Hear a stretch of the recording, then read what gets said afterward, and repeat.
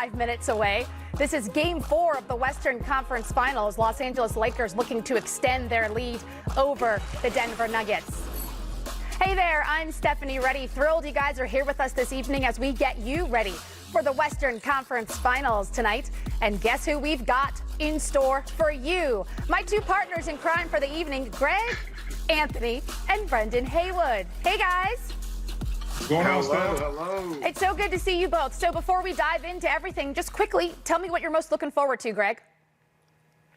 I want to see how Anthony Davis responds to having 2 rebounds. That's the thing that I'm most interested in seeing. Denver owned the Lakers in the paint. That cannot be the case if they want to have any chance of winning this series. Brendan? I'm most looking forward to these young Denver Nuggets continuing to be resilient. They were counted out against the Clippers. They were counted out against these Lakers, and they just keep fighting. I want to see if they can keep the good fight up. I love it. I want to see the same thing. In fact, we're going to take a look at this graphic to show the ladies and gents at home exactly how good the Denver Nuggets were. Back to the gold standard. Remember, this is the Game 3 differential against the Lakers.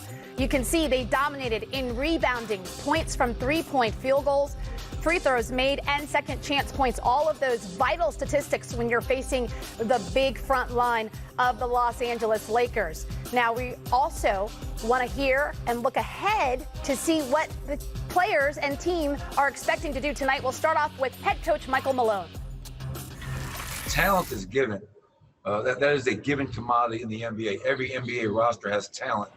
I think what separates the teams that are still here from maybe some of the others is not talent, it's the intangibles. The most important part is just the energy I bring. When I'm talking to my teammates, when I'm being the vocal leader and getting up and down and pushing everybody, they tend to follow. So it's fun to see them have a lot of fun. Glad we came with a win, so hopefully we can keep that play out. I really believe in him, and I think he can make the big shots, and he's built for the big shots, so he's a superstar, and he's a really big part of this team, so he carries us. With any situation, the more you do it, the more you get used to it. The more minutes behind the wheel, the more comfortable you are on the road.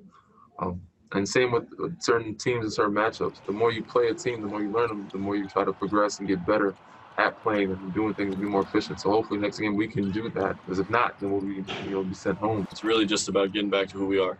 I think the biggest thing for us is just playing more desperate, and maybe losing pushes us to the edge. Maybe we got a little too comfortable with winning 6 games in a row, and we got bigger aspirations than just to winning Game 3 or Game 4 or advancing to the finals. We're trying to win it all. I think there's probably a lot of people out there that look at us and say, which team doesn't belong?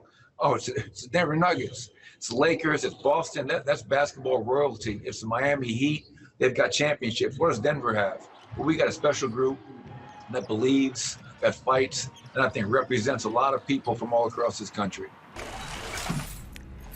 Cannot wait to see this game tonight. And right before it, we're going to check in Orlando with our own Steve Smith. Steve, glad you took some time out to join us. We want to talk about this matchup, and specifically I want to ask you about Jeremy Grant. He has been playing very well this entire playoff run, but the last game, career playoff high for him. What does he bring to the table? Well, I think, Steph, GA and Brandon, what he brings to the table is a two-way player with energy. What I mean by that, we always know he can affect the game defensively, but now he's counted on to make open shots. He's scoring the basketball. And, oh, by the way, I have to guard Paul George, Kawhi Leonard, LeBron James, and I end games with Anthony Davis. So his assignments has been off the chart. But what I love, GA and Brendan, he is so confident offensively. You can tell he's put in a lot of work. He is really doing a nice job as a third option at times for the Denver Nuggets. Hey, Smitty, it's a great point. He's been terrific. And coming into that third game, I was shocked at how much more energy Denver played with, how dominant they were on the backboard, how much more aggressive they were. Do you see the Lakers being able to match that level in this game? Because they're going to have to be a lot better now that this Denver team probably feels like they can really beat this Laker team in this 7-game series. You know, GA, great point. I heard you earlier. It's all about the points in the paint and also dominating the paint. You said it best. And then we're all looking at the Denver Nuggets feel like, hey, we're the more aggressive. We're the bullies in this series right now. And if you look at it through 3 games, they're shooting 50% and averaging 30 free throw attempts. So the Lakers have to do what we call find a way to get stops defensively. That's what they held their hat on during the regular season and in this playoffs, but not so far in these 3 games. Smitty, in the last game, when you look at Dwight Howard, JaVale McGee, Anthony Davis, they combined for 4 rebounds. 55 minutes, 4 rebounds. My coach used to always tell me, big fella, if you ain't rebounding, you ain't playing. Hey, how are we going to get these guys to rebound and get in there on that glass? Because I think that's key for the Lakers. They cannot be out-rebounded. They're supposed to be the big, bad bullies of the West. Hey, Brendan, me and GA played guard, so I'm going to ask you that. But I think when you look at it right now, you know, I always thought rebounding was about effort, especially at this time in the Western Conference Finals with all that size. And let's even go down to after the bigs. You're talking about LeBron, Danny Green, the Morris twin, also Kyle Kuzma. It is atrocious the way the Lakers got beat up on the glass. That must change, B-Wood. Ooh. Hey, I might be able to go get you 4 rebounds right now. I might not be able to get that belt. I might be able to go grab 4. Hey, I can get 4 and get them out of there. I'm going to ice my knees all week. I can get 4. Careful, Brendan. Careful. All right, Smitty, before we let you go, let's take a look at the Eastern Conference. Miami, Boston, 2 tough teams, 2 defensive-minded teams. What did you see in that last game that you think may be an indicator for the next one? Well, I look at it first on the Miami Heat side. They have a lot of players. They're bouncy. They're active. The ball moves.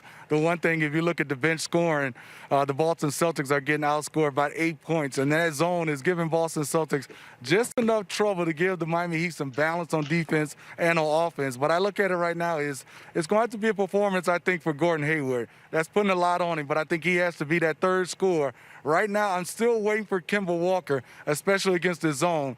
GA knows this. As a point guard with that quickness, he's going to have to get into the paint, make some plays, and get some guys some easy shots. All right, Steve Smith from Orlando. We appreciate your time. Enjoy the game tonight. Hey, Steph, yeah. GA, Brendan, why didn't we get the message about the cobalt blue? We didn't get that, GA. I know, you know what?